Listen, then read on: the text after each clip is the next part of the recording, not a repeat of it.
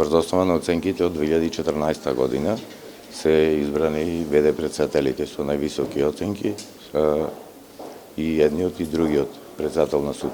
А тоа дали значи одлагање согласно законот, ќе се види дали ќе биде одложен или не предметот. Оваа судика долго време беше на боледување и дали тоа го имавте во предвид, и второто, зашто за нив немаше вонредно оценување како за овие четворици кои се избрани? И во одлуката образложивме за вонредно оценување, бидејќи за председател на суд се потребни оценките од последните 2 години, а за ВД председател од 1 година, од тие причини и за ВД председател не може да се врши вонредно оценување согласно законот. Кога ќе биде мандатот? Кога ќе биде изборот? Мислам, изборот на вистинските, не на редовните председатели на судот.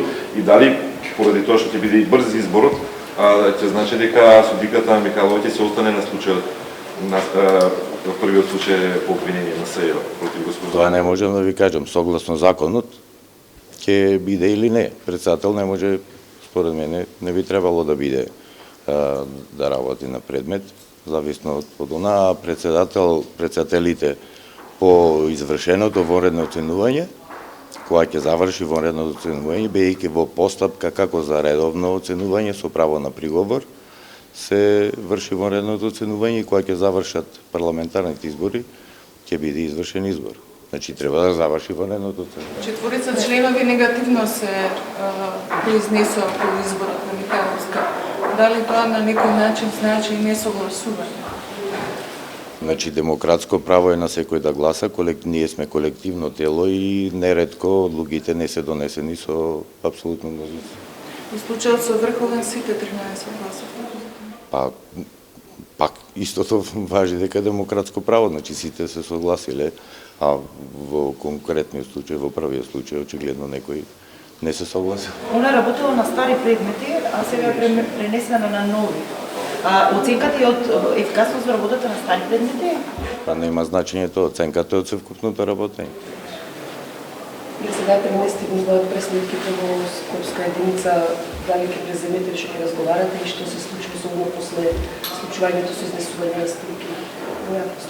Значи, изнесувањето на слики, и јас по медиумите синоќа го видов, до нас не е стигната никаква информација и тоа не е во делот на нашето работење. А доколку стигни било какво известување, согласно нашите надлежности би презеле соодветни действија, меѓутоа тоа е предмет на работа на други органи. Но видел сте? Предпоставам на некои други органи. Не е на нас да истражуваме дали и како излегле снимки. Вие доколку бевте судија на тој предмет и излева такви снимки, што ќе направите? Премногу е хипотетско прашањето. Што би направил? Сигурно нешто би презел.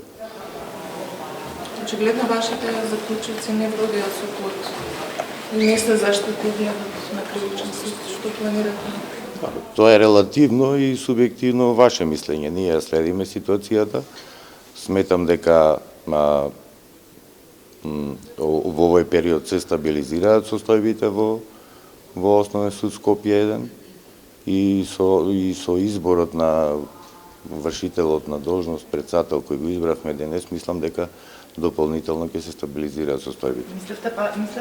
Мислите Панчевски беше проблем? Не мислам дека беше Панчевски проблем.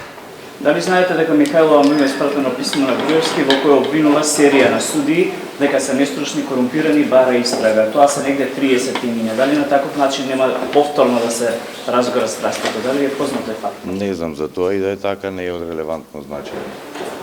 Да му се обрати на премиерот и да ги наведе имињата? Дали има други прашања?